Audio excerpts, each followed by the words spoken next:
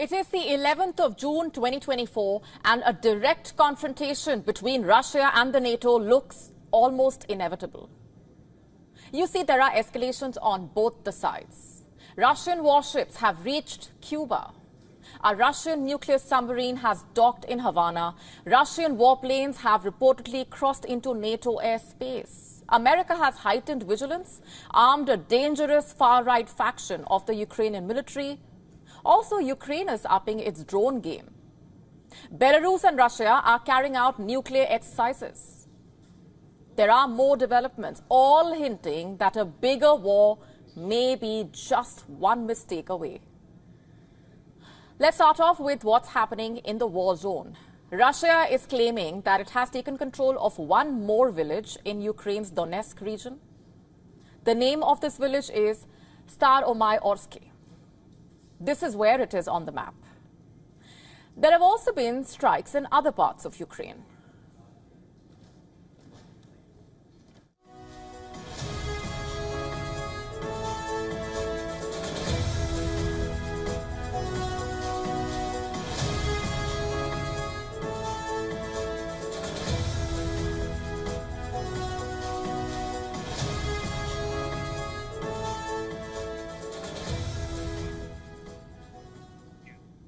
In Kharkiv, Ukrainian rescuers managed to save a man who was buried under the rubble after Russian fire hit a residential area. Поднимай. Тяни ногу! Ногу тяни, все, давай, взяли! Сюда, давай! Все, тихонечко. Аккуратно до сюда и передавай. Нет,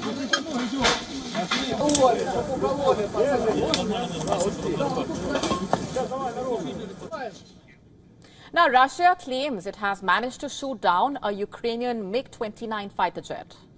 The Kremlin also claims it has intercepted Neptune anti-ship missiles. And Ukraine, on the other hand, says it has managed to hit a Russian oil refinery. Ukrainian officials claiming the Novoshakhtinsk oil refinery in Russia's Rostov Oblast was struck on the 5th of June. Ukraine claims the attack destroyed 1.5 million tons of oil and oil products. In fact, Kiev estimates the total loss to be worth $540 million. Also, in a first, the White House has officially confirmed that Ukraine has used American weapons to hit Russian territory. Not too far from the war zone, Belarus and Russia are conducting a nuclear drill. This is the second stage of the tactical drill.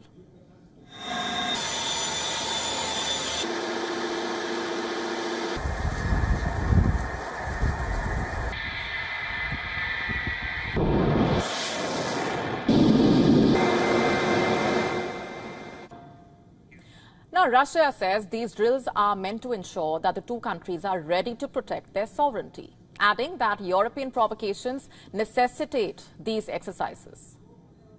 Remember, Russian President Vladimir Putin has not taken lightly West's decision to arm Ukraine with long-range missiles that are capable of hitting deep within Russia. During the ongoing exercises, troops from both the countries are expected to work on the combat use of non-strategic nuclear weapons.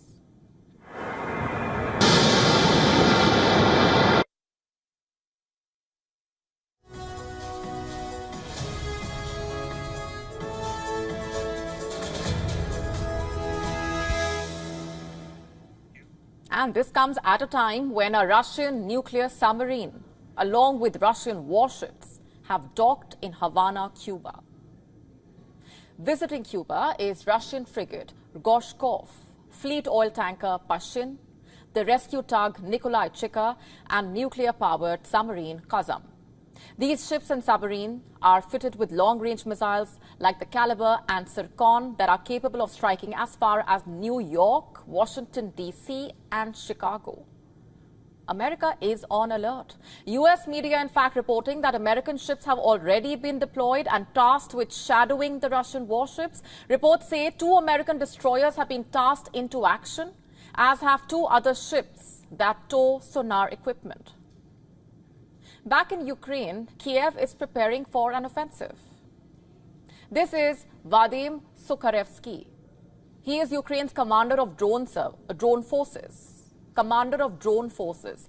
This is a new post that Ukraine has created, by the way, keeping in mind the changing nature of the warfare, also keeping in mind Ukraine's hits and misses. We told you just yesterday how Ukrainian drones have managed to hit one of Russia's stealth fighter jets, the Sukhoi Su-57. NATO calls it the Fallon. Ukraine managed to strike this jet on the tarmac of an airbase in the Astrakhan region.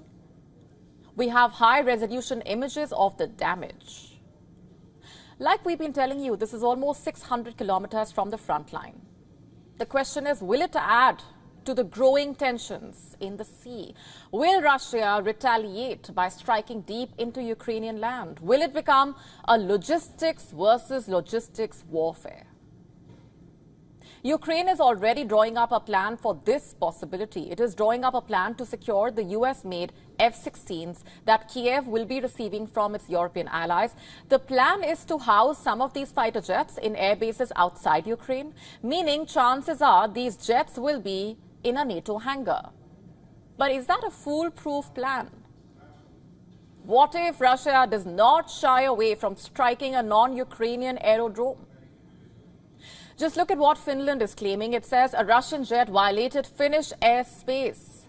As per Finland's defense ministry, the Russian fighter jet flew into Finland's airspace on Monday. The jet allegedly entered 2.5 kilometers into Finland's territory. What's more, the Russian military jet stayed in Finland's airspace for about 2 minutes. The airspace violation reportedly happened in the eastern part of the Gulf of Finland. This is the first such airspace violation since Finland became a NATO member, which means if Finland's claims are correct, what you essentially have here is Russia entering NATO airspace, and that is dangerous, that is provocative. Speaking of which, let me tell you what America has done. It has armed a faction of the Ukrainian armed forces that Russia brands as neo-Nazis. The US has lifted weapon sanctions that were imposed on the Azov Brigade.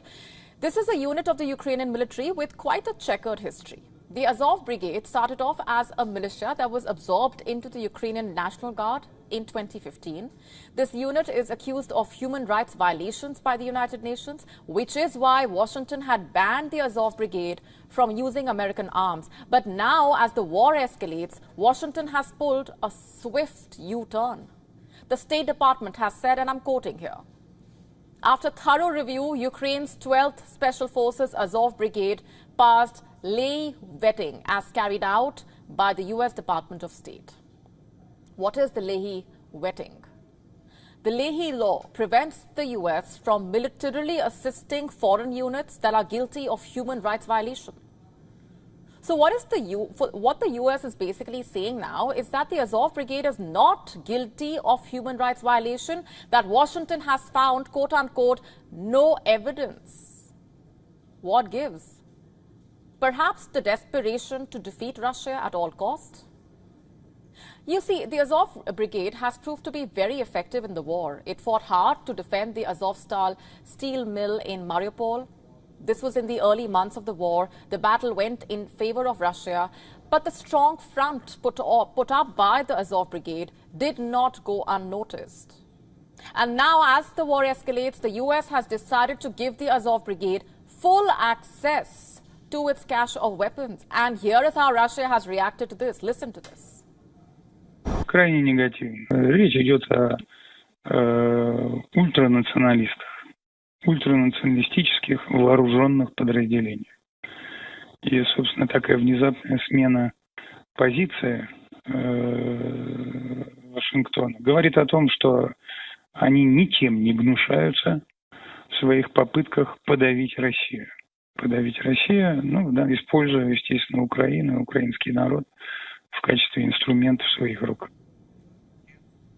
So what you have here is escalation from both the sides, leaving ample scope for a fatal miscalculation.